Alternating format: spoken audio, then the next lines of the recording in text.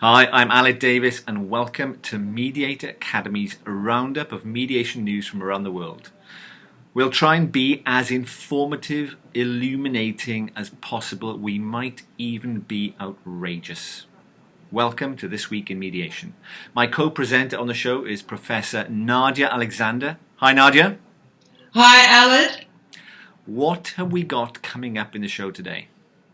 Well, today we've got a number of interesting news items from around the world. We're going to start off by taking a look at Mediation Awareness Week, which has just been happening in the UK, and then we're going to move to India and have a look at a court ruling that relates to mediation.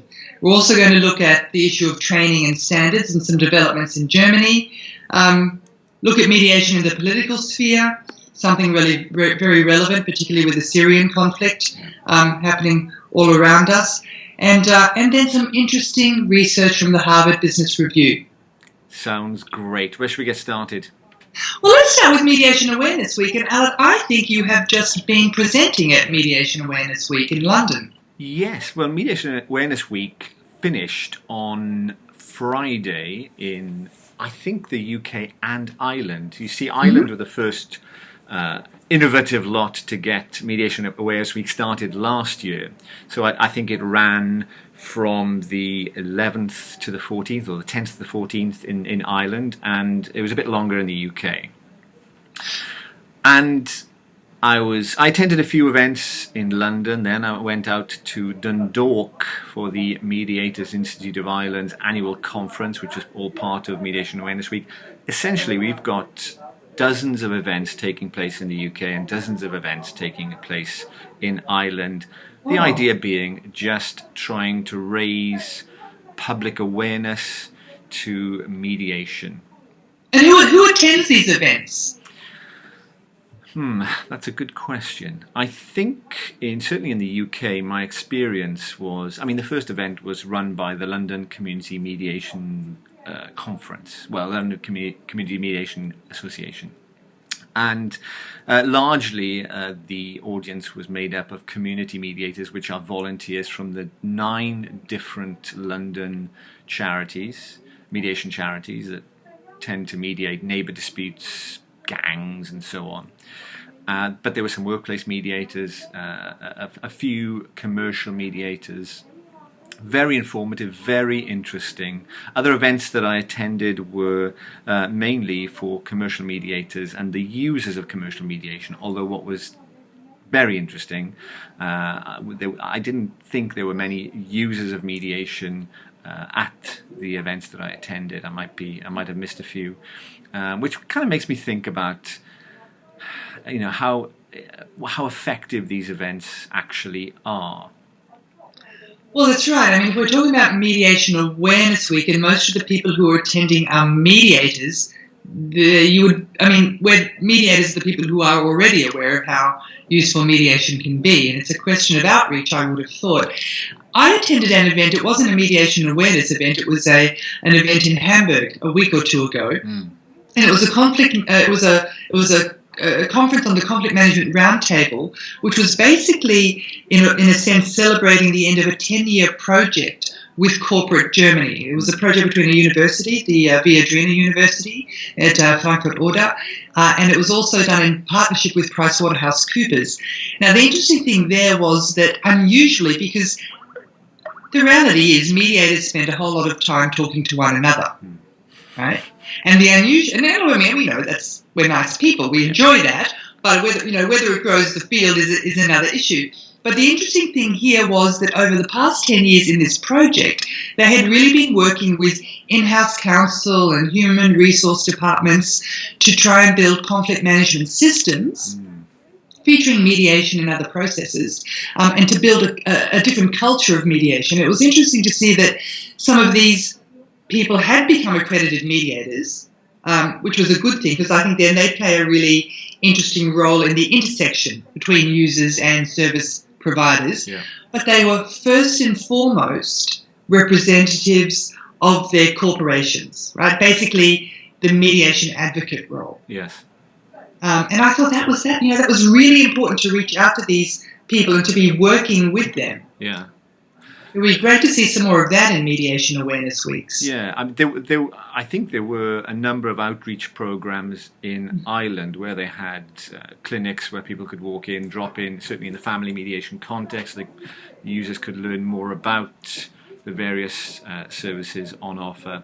But you know what was really telling for me in the UK?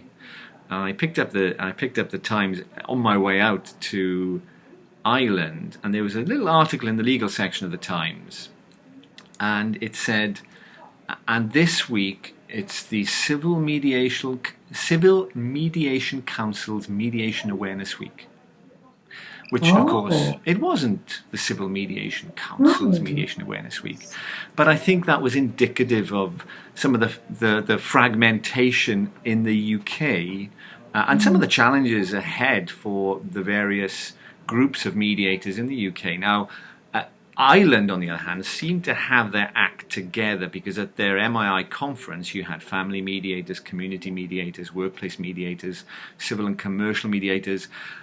And now whether that has anything to do with the fact that very recently the government in Ireland have announced that the Mediation Bill has been bumped up their legislative agenda, and word around the campfire is they're going to have this thing closed out by the end of the year. Now, I don't know, whether that's an official line yet, and hopefully we'll have the president of the MII, Sabina Walsh, on the show a little bit later, who can confirm that. I don't know, but that would be very soon. I mean, that would be amazing. To have that passed by the end of the year. If my memory serves me right, because I've seen a previous draft, there's a section in that bill that requires lawyers to consult with their clients about mediation, just as a matter of course. In fact, imposes a new duty on legal advisors, and I think that's also a really important role, because it highlights the role of lawyers and advisors as gatekeepers. And so that's also an outreach into involving users. And in a way, lawyers are users as well. I mean, they're professional users of the mediation process. Yes. There was a bit of research that came out today, I think, from the IMI. The International Mediation Institute has done a number of international surveys, as an international institute would, on mediation, and one that just completed one this year. And there's a whole lot of interesting points that they've picked up, but one of them, interestingly, was related to the perception of users. And users seem to think that they knew more about mediation than their lawyers gave them credit for, and the lawyers seem to think that the lawyers, knew more about mediation than their clients gave them credit for. So, I mean, it really seems to me that there's a bit of a disconnect between lawyers and their clients, and that's really an area that we should pay some attention to. And maybe if this mediation bill is passed in Ireland, fingers crossed, that provision can help do some work in that area. Yeah. Because you're right, I think there's a danger, coming back to your point about fragmentation in the field, that the field starts to split, and when we split, we have a less stronger voice. And it's possible also that by bringing users to the table and giving users a stronger voice, that's also going to unite us as service providers. Yes. I mean, as you're talking now, I was reminded of one of the keynote speakers at the MII conference was a gentleman called Ashok Panikar from India, a very inspiring character. Now, you mentioned something about a case recently in the High Court in India. Yes, it's the High Court of Rajasthan. So there's been a recent ruling of the High Court of Rajasthan, which has offered a bit of controversy. There's been a recent article in the New York Times about this. There was a previous ruling of the Supreme Court, which had basically categorically said that cases of rape could not be mediated. Right? Then this matter went to the High Court, and effectively the ruling of the High Court has overturned this and made it possible for cases involving rape or attempted rape to be subject to conciliation or mediation. Right. So it opens up this whole question, I think, of what matters are suitable for mediation and what aren't. I mean, does it suggest that there are certain criminal cases that aren't suitable? Well, I mean, it definitely leads into this whole question of, and I find this a lot, that people say to me, well, criminal matters would certainly not be suitable for mediation. And yet it's interesting because there are many victim offender mediation programs around the world, also family conferencing programs which relate not to family matters but often to youth offender matters, that are highly successful, and they draw on restorative justice principles, which have a long history. So, I think one of the misconceptions is that if you mediate a matter that is potentially a criminal offence, then somebody gets away with something. But I think it's missing the point that victim offender mediation, or whatever name you give it, doesn't have to be mutually exclusive from trial or mutually exclusive from punishment. You can go ahead with a trial, you can go ahead with a punishment, and you can still have a mediation, because what's the point of a mediation? There might be different goals, and in some circumstances there may be real benefits. If a victim is motivated, and if an offender or alleged offender is motivated to come to the table and talk about what's happened, there can be real benefits for both parties. Right? To see, for an offender, for example, to understand the real human consequences of his or her act, and for a victim to have a voice, because of course in a courtroom a victim usually loses his or her voice, and for a victim to have a voice, and I see this often in victim offender matters involving youth offenders, also sometimes for the victim. For example, there's a young kid next door who's scratched the neighbour's car or vandalised their gate or something, and for the victim, in this case the person with the car or the gate, to understand the circumstances surrounding this youth offender and their life, and what set of circumstances have put them in a situation that led them to do this act, and that can be very meaningful. Yes. I remember also, I'm referring a lot to the MRI Confidence. It's fresh in my mind. There was some great things going on there. And they had different workshops and role play activities taking place. So they would have, in one room, there would be members of the MRI playing roles in a commercial dispute and someone mediating, and then the group would then observe and ask questions and offer feedback. In the other room there would be a workplace mediation. In another room there would be a family dispute. You had these range of different types of mediation, different approaches to mediation.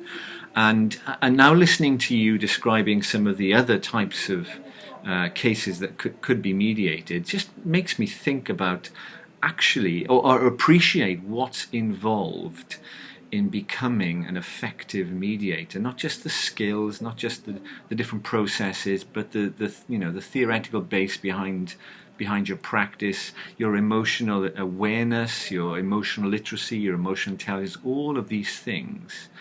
Surely we need more than just a 40-hour course, right? Well, I mean, there are different views on that, but I certainly would agree with that. One of the interesting things that's occurred in the last month is that Germany have finally come out with their regulation on training and accreditation, and this has been long anticipated among German mediators, and it's also been met with some mixed reviews. So while on the one hand the regulation states that mediators need at least 120 hours of training, which is clearly a lot more than 40 hours, and also a real case and one-on-one supervision. And they also set out in some detail the type of knowledge and skills and ethical awareness that a mediator needs to have. Where there seems to be a big gap is that there's no quality assurance of the type of course. In other words, if I'm a mediator, it seems that I can do any 120 hours that I say meet these requirements, and then by self-reporting I just say, hello, I'm now a German mediator.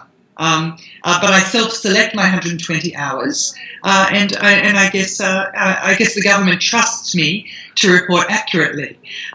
So, while on the one hand, you do have requirements that suggest a more thorough training than the typical Anglo-American 40-hour approach, which I think is a good thing. On the other hand, there doesn't seem to be a lot of accountability for the standard or quality of that 120 hours. Yes, I mean, I'm just wondering to what extent the Mediation Bill in Ireland will have an impact on accreditation, on the regulation of, enhancing the credibility of mediators. One of the bits of research that they talked about at the conference was that quite a number of mediators in Ireland are doing pro bono or working for free. And, when you do something for free or do something pro bono, sometimes it can diminish the value of the service that you're providing. So it'll be interesting to see what comes out of that mediation bill. I mean, thinking of some of the skills and the importance of having a theoretical base to your practice, Professor Carrie Menkel-Meadow ran a workshop on Friday out in Dundalk, sorry. And the title was a Shakespearean, a twist on the Shakespearean, to caucus or not to caucus, that is the question.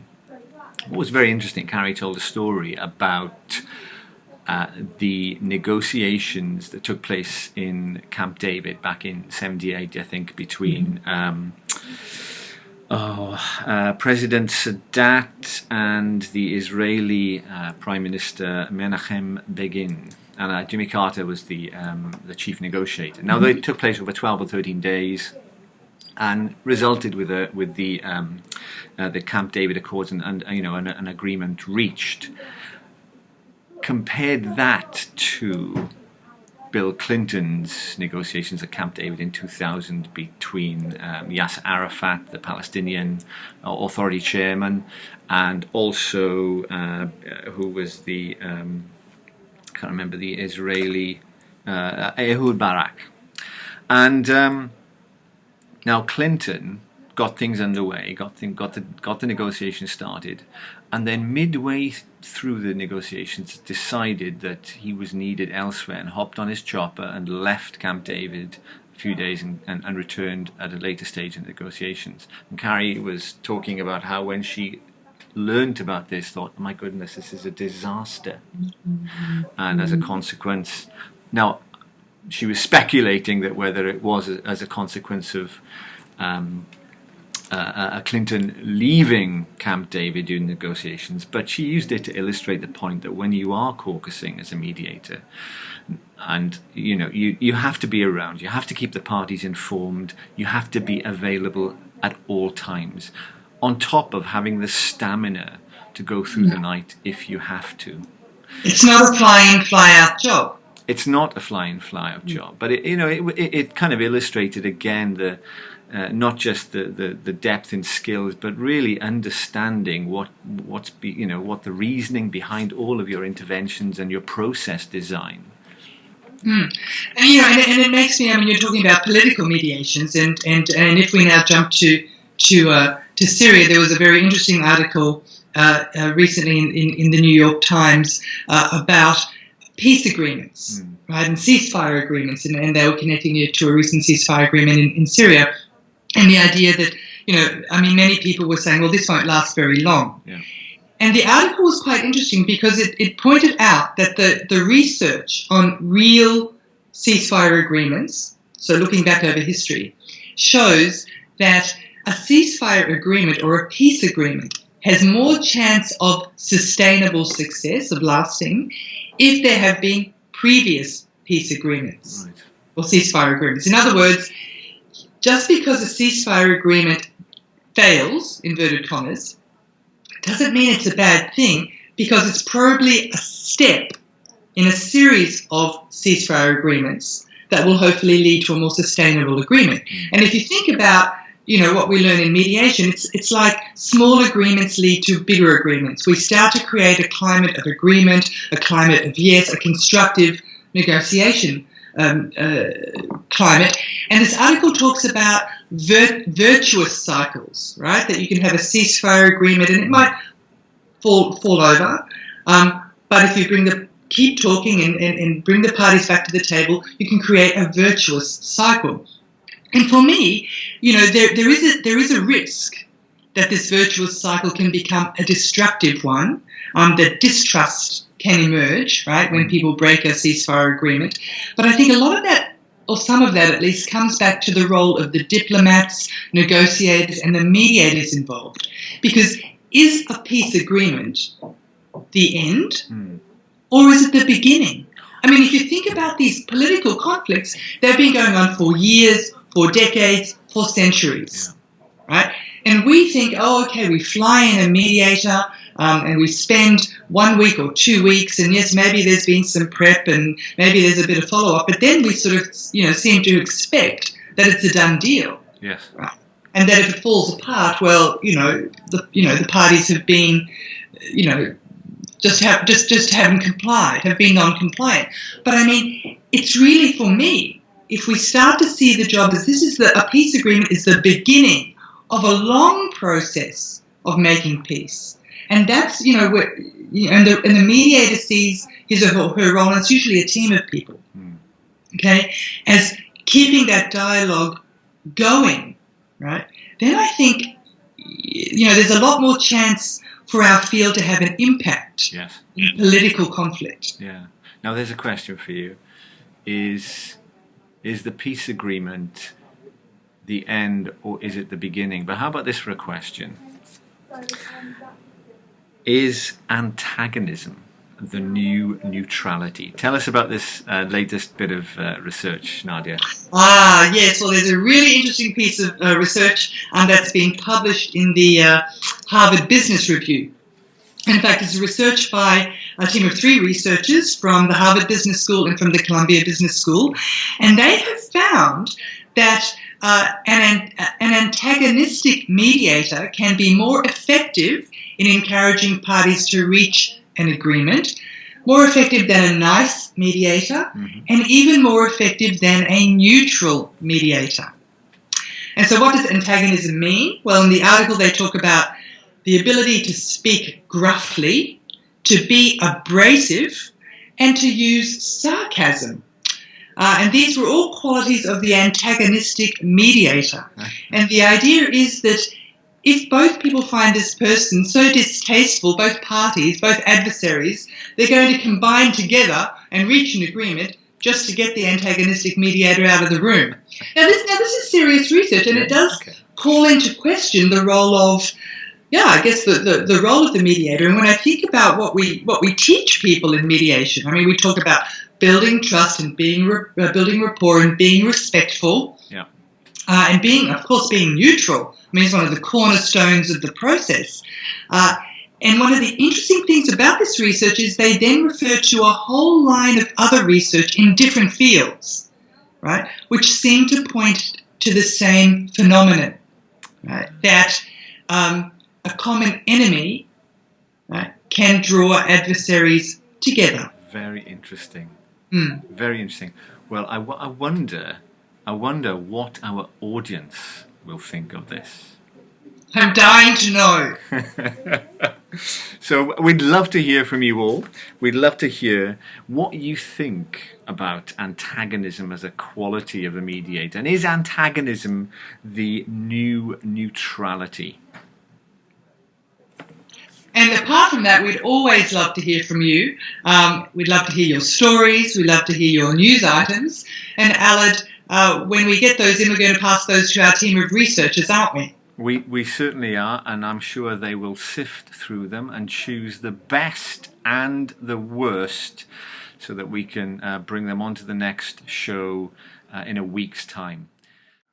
So I think we've got the president of the Mediators Institute of Ireland joining us, Sabina Walsh. Hi, Sabina. Hi, Aled. How are you? I'm good, thank you. I imagine thank you first of all for joining us on the show, and I imagine you're extremely busy debriefing the wonderful conference that you put on last week and over the weekend. Mm-hmm. Well, we did most of that in the bar on Friday night, I think. So, yes. So I gather. I wanted to ask you for our audience. I mentioned in the show that the Mediation Bill is currently being kicked around in your parliament. Could you say a little bit more about that, please? Well, yeah, I mean, I think the Mediation Bill is probably fairly bruised at this stage, as it's in fact been kicked around for 4 years now. The bill was first, I suppose, conceived, or its first iteration was published back in 2012. And we had high hopes at the time that we would be looking at a comprehensive piece of mediation regulation very quickly. But for various reasons, it went dormant for a few years. But we have now heard the very excellent news that it has been put on the priority list on the legislative programme for the current government for the autumn. So we are hoping to see its publication very soon. The Minister has indicated that she would like to have it published before Christmas. So we're waiting for this, obviously, with great anticipation, because we've been waiting for it for a long time. Okay. And can you reveal, or do you know what the main bits of it are? Well, we don't, actually, because the way the legislative process works here, we saw a draft general scheme of it 4 years ago, and there was then some public consultation on it. So we're anticipating that the bill that will be published shortly now we hope that it will in some way incorporate some of the feedback from that public consultation. But we would be expecting that it will set up a regulatory framework for the mediation process and address issues like confidentiality, triggering of mediation processes, enforceability of mediated agreements and that sort of thing. And I suppose as the kind of the professional association for mediators, and one that is we've done a lot of work on training and standards, we would be hoping that it will address the regulation of the profession and practice of mediation as well. That's great. Well, thank you very much, Sabina. We wish you the best with that, and hopefully when it does get published, you'll come back on the show and tell us a little bit about what's next for mediation in Ireland. Absolutely, with pleasure. Great. So, Nadia, it's been a pleasure. Until next week. Until next week, it's goodbye from Mediator Academy in Berlin. And it's goodbye from Mediator Academy in London.